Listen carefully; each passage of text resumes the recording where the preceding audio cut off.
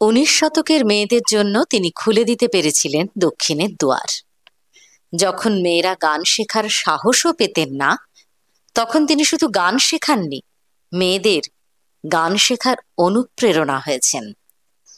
অথচ তাঁর স্বামী বিলেত যাওয়ার সময় তিনি প্রবল সামাজিক প্রতিকূলতার সামনে পড়েছিলেন। তার বাল্যবিধবা পিসিরা তাকে মোটেই যেতে দিতে চাননি। কিন্তু শেষ পর্যন্ত বিচারপতি আশুতোষ চৌধুরী জায়া প্রতিভা হয়ে উঠলেন লেডি চৌধুরী, অনুপ্রেরণার আর এক নাম।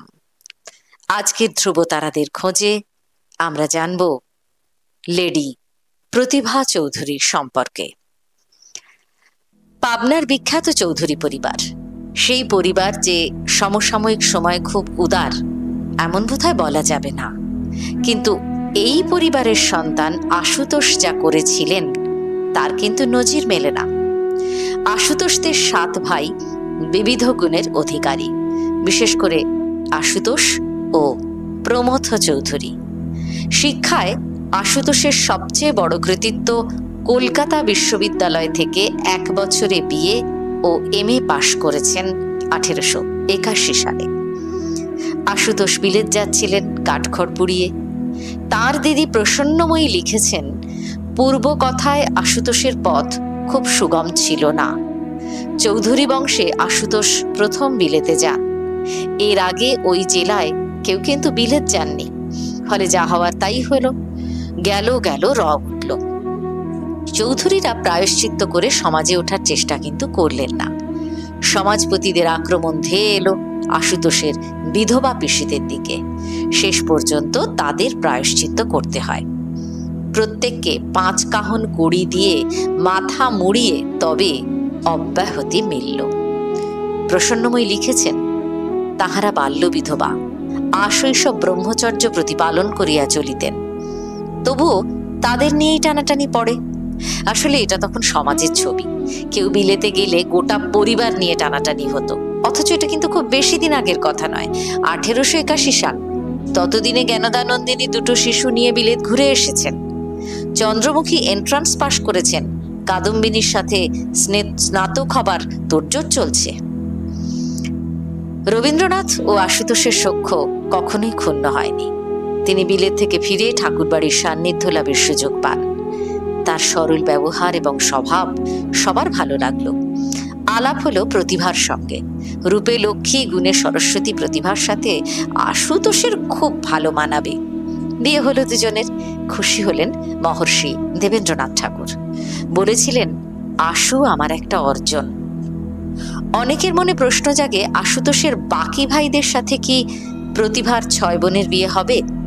তবে হ্যাঁ, চৌধুরী বাড়ির 3 ভাইয়ের সাথে ঠাকুর বাড়ির 3 কন্যার বিবাহ হয়, কিন্তু কেউ প্রতিভার নিজের বোন নন। গানের ক্ষেত্রে প্রতিভার সবচেয়ে বড় কৃতিত্ব স্বরলিপি রচনার সহজতম পন্থা আবিষ্কার। তিনি দ্বিজেন্দ্রনাথ ও জ্যোতিরিন্দ্রনাথের স্বরলিপি পদ্ধতি ও স্বরসন্ধি প্রয়োগ করে নতুন পদ্ধতিতে যেমন নতুনত্ব এনেছেন, তেমনি করে তুলেছিলেন সবার ব্যবহারের উপযোগী। প্রতিভার আগে কোনো মহিলা স্বরলিপি নির্মাণের বিষয় কিন্তু এগিয়ে আসেননি।